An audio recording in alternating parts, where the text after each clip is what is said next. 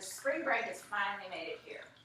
And no doubt we've all have different trips planned, whether it's beach trip, ski trip, lake trip.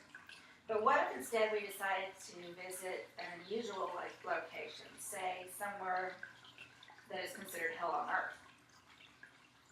So many in Africa would say that such a place does exist. It's called Lake Natron in the Great Rift Valley of East Africa. So growing up, my siblings and I were given a gift subscription to National Geographic. I always liked looking at the pictures. It was my favorite part, not so much the articles. Didn't mean anything to me. So given the current assignment, this is where I turned for my ideas and the initial research that I did. These are pictures published by National Geographic and what provoked my interest. So this is pictures of what appears to be mummified birds. Now there is some, I will tell you early that they were not found this way. And there was an article that was done as far as whether or not it was a hoax because of the posing of the animals. Actually, the animals were found washed up around the lake, and the photographer posed them that way. However, as I said, we've all got trips planned, most of us. But have you ever looked into visiting an unusual place like this? Would you be willing to visit something that looks deadly? Well, I would like to share the research that I found, and I did find it interesting. I'd like to share general information, even to the point where the locals would like to, where they would like to see it developed.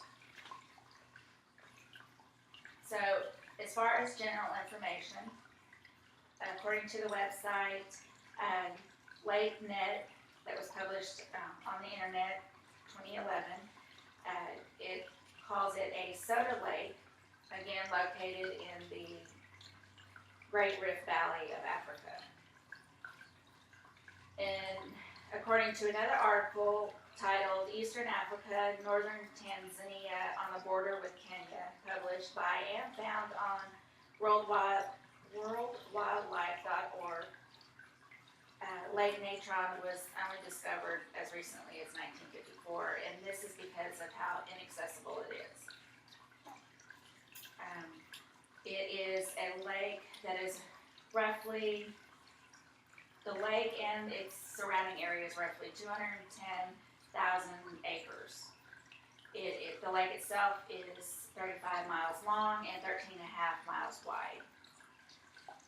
It's been formed by the erratic rainfall over the volcanic mountains, specifically in Tanzania's low elevation. It's also considered its semi-arid region.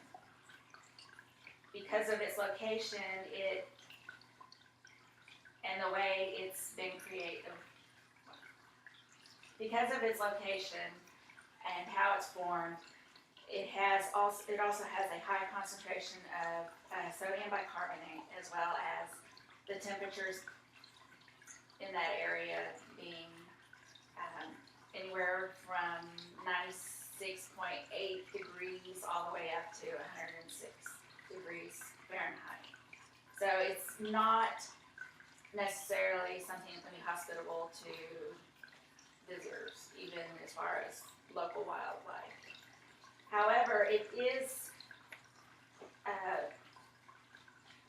makeup is crucial to the growth of the blue-green algae down there that is the food source to 65% of the population of our lesser flamingos, as well as one of the only places that you can find the white-lipped tilapia.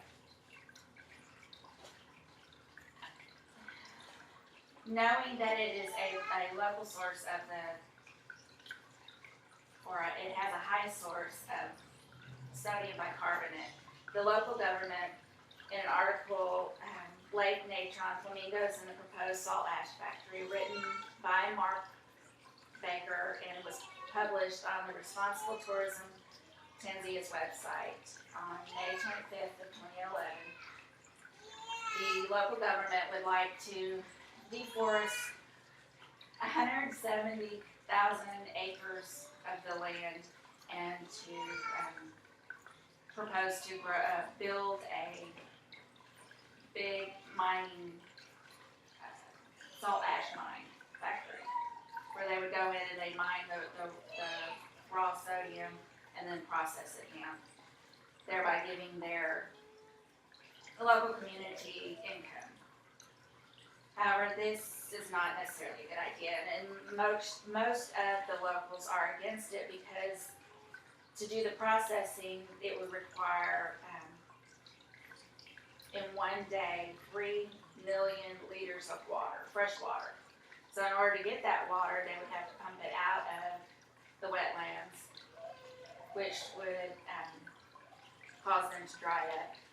The flamingos would have nowhere to get their food, and the fish would die off. As well as, even if they imported the water, it would still throw an imbalance to the ecology.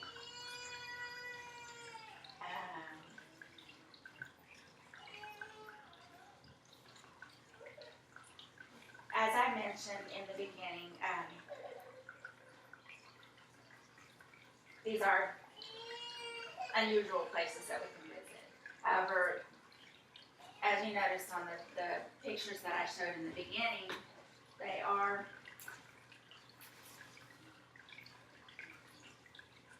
look a bit grim, and some people won't necessarily want to visit. However, there is another side to it. As you can see there, the water taking on the red appearance, see back the volcanic mountains in the background, and again, it's the home of the flamingos. That is their breeding grounds. So if we make any changes, we could be killing off that whole ecological system. So we don't want to judge on our first impression. Look past what it has, take a look at what it has to offer. We can find unusual spots to enjoy.